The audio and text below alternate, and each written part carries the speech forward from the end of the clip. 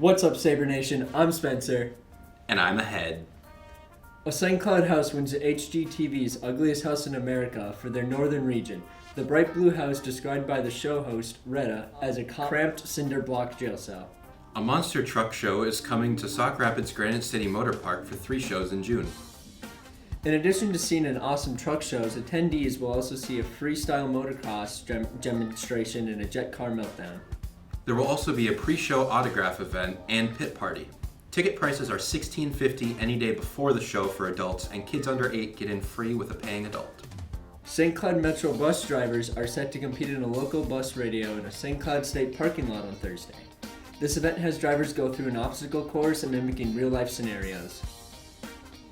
This has been a tradition since 1986, and the top finishers of this local event will go on to compete at the State Rodeo in Shakopee on July 19th and 20th. And now we have Hadley with Sabre on the Street. Intro. Welcome to Sabre TV with Hadley. Hey everybody, welcome to Sabre TV this week. Today on Sabre on the Street, we're talking about 10-year plans and where we hope to be after that 10 years. This is so weird. Sabre on the Street. Okay, Lauren, where do you see yourself in 10 years? A millionaire with a big house and me owning my own company. That's good. What kind of company? I don't know, one that makes a lot of money. All right, where do you see yourself in 10 years? Super rich. With a big house and a family, hopefully, and in a good school teaching math. Still above ground. Do you want the sad answer? 15 children and 17 dogs. Where do you see yourself in 10 years? Here, kid-free, traveling the world, in a bookstore with a cat.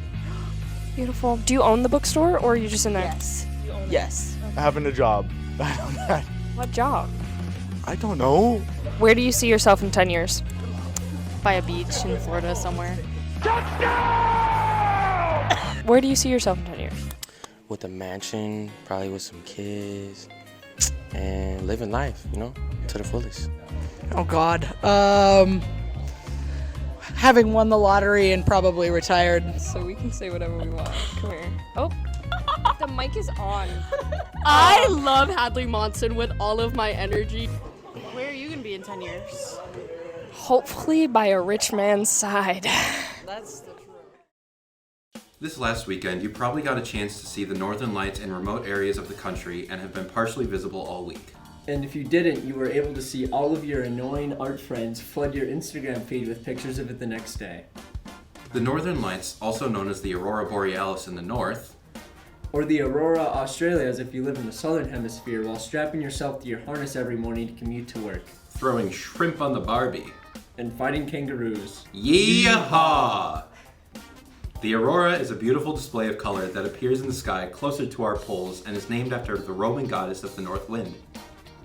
The light display is a geomagnetic storm in space that is most commonly seen in the far north and south of Canada and to Antarctica, but can occasionally be seen closer to the equator when the Earth rotates and affects the angle at which the storm is present. Geomagnetic storms are formed by a high-intensity beam of solar wind concentrated in a small area and can be viewed on almost all points in space, including moons and even satellites. The storms do more than simply make the sky pretty, and amateur photographers pursue an art degree.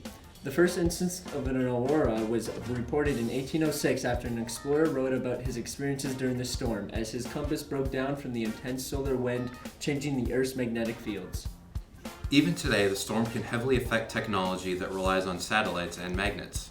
Farmers in Minnesota recently have taken to news sources to vent their frustrations with the aurora as their GPS technology broke over the weekend from the change in magnetic fields. The last century has seen radio broadcasts disrupted, telegraph messages garbled, and actual fires started from the storm, which is a testament to its strength and beauty in the world of science. And finally, we wrap up this week's episode with our end-of-year countdown. There are only 9 days left for students K through 11 and only 6 days left for seniors. I can almost count that on my hands that you can't see. Good job, buddy. Anyways, with such a short time left of school, we'd like to remind our seniors to transfer any important documents to a personal drive before the end of the year. That's all we have for this week, Sabre Nation. I'm Spencer. And I'm still ahead, signing off.